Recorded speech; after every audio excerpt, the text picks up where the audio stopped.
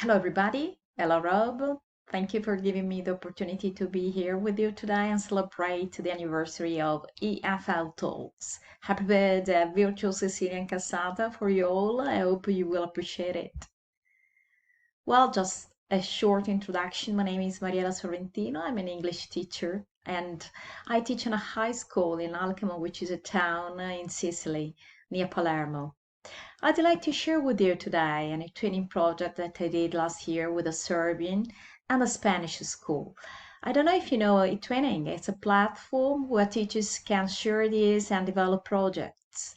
And the title of the project that I did last year is language, media, and communication. And the focus is on communication. So we're trying to develop students' communicative competence, giving them the opportunity to use different ICT tools. So trying to uh, make them become competent users of digital tools.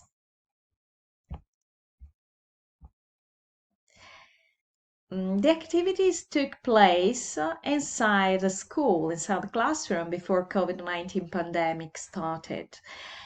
And I try to organize a space in a flexible way, trying to give students the possibility to collaborate and cooperate, performing real life tasks.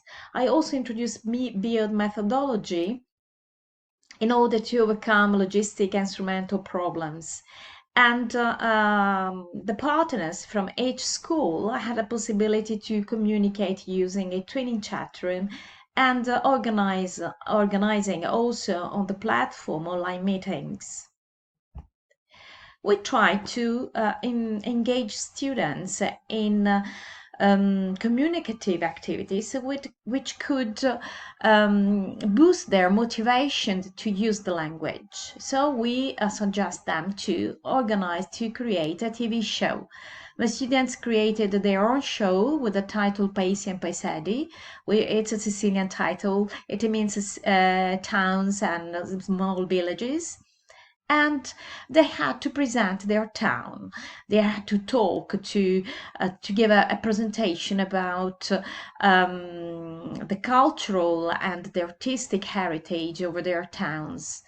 So they worked into the classroom, they planned how they want to organize their TV show, they looked for information, they searched for information on the web, they wrote reports, they exchanged ideas, and then they were sent into the field in order to make the videos. So they moved all around the cities, presenting and making videos of the presentations that they had prepared at school. The final editing of the video was done inside at school, inside the classroom. Well, with the lockdown, the situation changed completely. As you know, we were forced to stay at home. We couldn't go to school anymore. So the only way to meet our students was online. And with the teachers from Spain and Serbia, we thought that we had to, it could be a good idea to go on with our project. And so we organized more online meetings in order to give students the opportunity to meet each other more often. And we noticed that the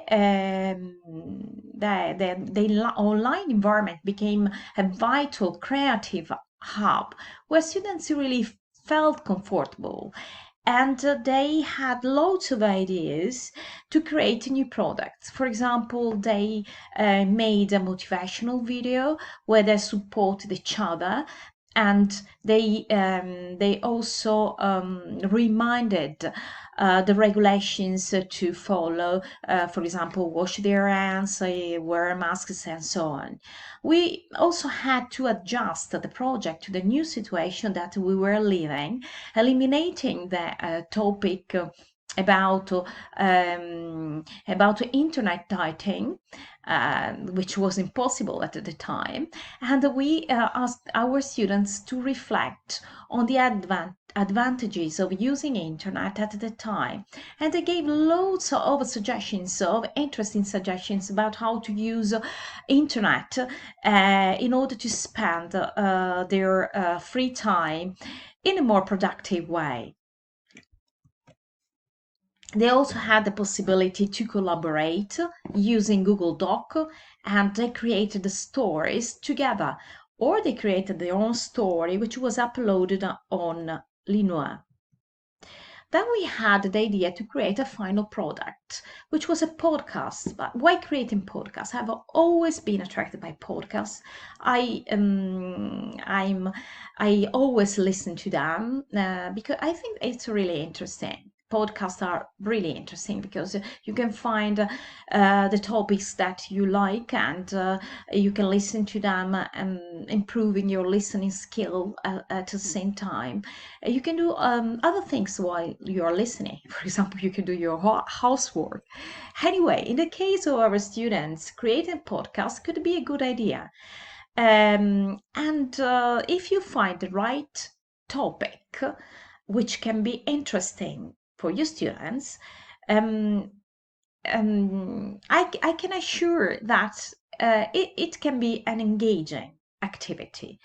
It can be useful to improve their speaking skills, because they will try always to practice and practice in order to give the best result while they are recording, and their listening skills as well. In the end, you will have a lot of listening material to use in other classes as well, and on which you can reflect and talk, write about with your students.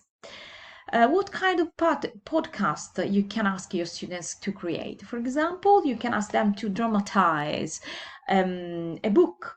So they can have different roles, and they can read aloud the book, for example, the book that they are studying that year. Or you can ask them to create a school radio broadcast, or the audio tour of their town. Or if you are going abroad with them, you can ask them to make an audio tour of the town, of the cities that they are going to visit. In our case, at the time during the lockdown, we had the idea to interview the world. Yes, the title of the podcast was Voices from Around the World, and we asked our students to interview teachers and teenagers from around European countries, and not only. So in the first episode, our students interviewed language trainers and English teachers from different European countries, asking them what the restrictions in their governments were about lockdown, how their states had organized online teaching, and how they were spending their quarantine. In the second episode, with the title Let Teenagers Speak, they gave voice to teenagers, asking them how they were feeling at the time, how they were spending their quarantine, and what was their sincere evaluation of online teaching. Well, this way, we had the possibility with to let the world enter our virtual classroom. So we gave our students loads of situations, lots of possibilities to use the language in real communicative situations. And it was really great to boost their motivation to use the language. They interviewed Russell Stannard, John Peter Sloan, and lots of teenagers from around the world.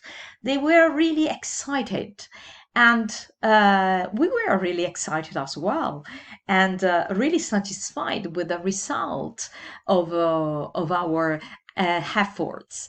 So I'm really happy to be here with you today to share these ideas with you, these experiences that I had. I hope they will be useful for you as well. So thank you very much, and thank you for your attention.